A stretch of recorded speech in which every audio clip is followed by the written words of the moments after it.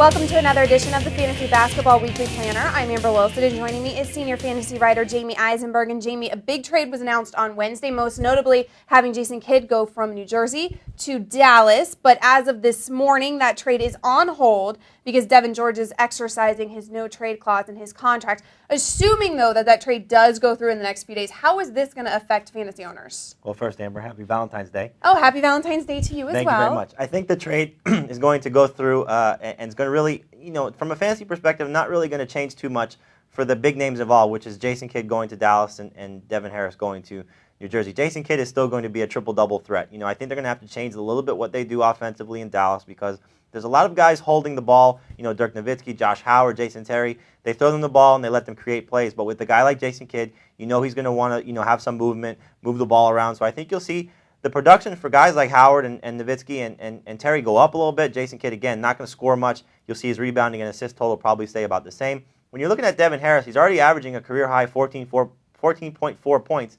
And he should really do well playing with Vince Carter and Richard Jefferson. I don't think you'll see the Nets be done in making some moves because they're trying to start the rebuilding process. But I think when you look at it, Amber, eventually when the trade does go through, those 2 point guards are going to have the biggest impact. And then also one other thing is I like Eric Dampier going forward because without Deshaun Diop there, you'll see Dampier start to average close to a double-double. When he's been given minutes, he's averaging about 8.4 points, 8.1 rebounds. So a little bit higher production for a guy like Dampier. So if you're looking to pick up a center, he might be available. All right, so we think we know what's going to happen with Jason Kidd, but things are still a little bit up in the air there. What's not up in the air, though, is that we do have some guys returning from injuries, some big names, and you don't get any bigger than Kevin Garnett. So let's go ahead and start there, Jamey. Yeah, you're right. Kevin Garnett is going to be the biggest impact in terms of coming back because he's a number one forward, an MVP candidate, really getting the Celtics going.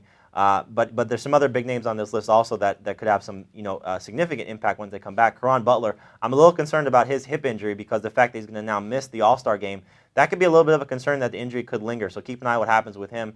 So hopefully he comes back following the break and that he's healthy with a little bit of rest. The Bulls guys, as we know, have been very disappointing so far this season, especially Luol Deng. He was supposed to return following their recent road trip. He did not, so hopefully following the break he's back, and Ben Gordon's still dealing with the wrist injury. And there's some other guys, Amber, that you want to keep an eye on. Guys like Andrew Bynum expected to be back by March, hopefully. Jermaine O'Neal could be back sometime soon. Gilbert Arenas is targeting returning from the All-Star break. The Elton Brand watch is now on because he targeted February as his return. But as we know, Kevin Garnett is the big one to keep an eye on because once he comes back, he's going to lower the value of some guys who have stepped up in his place, guys like Leon Poe, and surprisingly Rajon Rondo, whose rebounding has been up with Garnett out, but I think you're going to see Rondo sort of lower a little bit once Garnett is back on the court. Which I'm assuming is exactly why you have Rajon Rondo as a sit this week. Right. So let's go ahead and jump right into our starts and sits. We'll start with Rajon Rondo, also Raja Bell and Mo Williams on this list. Why is Mo Williams a sit this week? Well, Amber, Mo Williams is a sit because of his schedule this week. He's got 2 games against Detroit, as we know, one of the best defensive teams in the NBA. Williams has faced Detroit already once this season. He only had 10 points in that matchup. So Williams is one of those guys. He's a very good fantasy producer. You're going to start him on most weeks. In the third game, he's facing Allen Iverson. So chasing around Iverson is not a very good proposition. So I think you're going to want to sit Mo Williams if you have that opportunity. Otherwise, you play him, but just don't expect much in terms of production. All right, let's check out our start guards. And we kick off that list with Ray Allen. Then there's Richard Hamilton and Kevin Martin. Martin's been back for a while now. How is he playing recently? He's playing really well. He had a couple of tough games in his last scoring period, but right. In 20 of 25, he's had over 20 points in 25 of the 34 games that he's played this year. He dealt with a groin injury earlier this season. I really like the matchup for the Kings as well. They have Portland, Atlanta, and Charlotte on the schedule. So I think you're going to see a big game, big week for Kevin Martin, one of the best scorers in the NBA, and I think you're going to see a lot of production from him this week. Okay, moving on to our sit forwards this week. You have Peja Stojakovic, of course, Boris Diaw, and then Darrell Wright, who has really picked it up recently, but he's a sit here for you. Yeah, Darrell Wright is a sit this week for a couple reasons. One, they only have 2 games this week,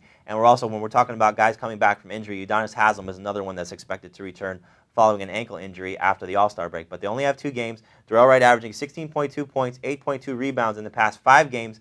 Really has picked it up with the trade, getting Shawn Marion. He's really thrived, playing sort of a hybrid 3-4 position, small forward, power forward. The same thing with Shawn Marion. But with Udonis Haslem back, they're not going to sit Shawn Marion. They're going to sit Darrell Wright. So expect Wright to continue to play well, but just not at the clip that he's been at, which has been very successful for a lot of people. Okay, and your start forwards this week starts off with Marvin Williams, and you Travis Outlaw, Mike Miller. Outlaw's a lesser-known Trailblazer here. What makes him a good start this week, Jamey? The matchup, strictly the matchup. I like all the Portland Trailblazers this week. Travis Outlaw, he's got 3 of 4 games against Seattle, twice and Sacramento once. So teams that really don't play a lot of defense. He may have a little bit of a tough matchup problem if he has to face Kevin Garnett two games in a row, but I still think he's in line for a big game. He's more of a scoring big man, a shooting big man, excuse me.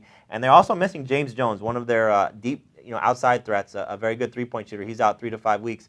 So without Jones there, expect Outlaw to pick up scoring a little bit. We know Brandon Roy, and as you'll see on one of our starts, LaMarcus Aldridge. Those are the big name guys. But I still think Outlaw is worth using in this scoring period as well. Okay, moving on to your sit centers this week. You have Mark Blount, Chris Webber, and Tyson Chandler, who's facing the dreaded Texas swing. How's that going to affect his play, Jamie? It's going to affect him tremendously because when you're talking about facing Dirk Nowitzki, Yao Ming, and Tim Duncan, that's a bad matchup for a guy like Tyson Chandler. So I think when you're talking about good matchups for Portland, bad matchup for New Orleans, well, again, while we have a guy like Peja Stojakovic on this list, so maybe even lower your expectations for guys like Chris Paul and David West, guys who are playing really well this season. But Chandler, I think, could struggle a little bit just because of the matchups this week. So maybe a guy you want to rest.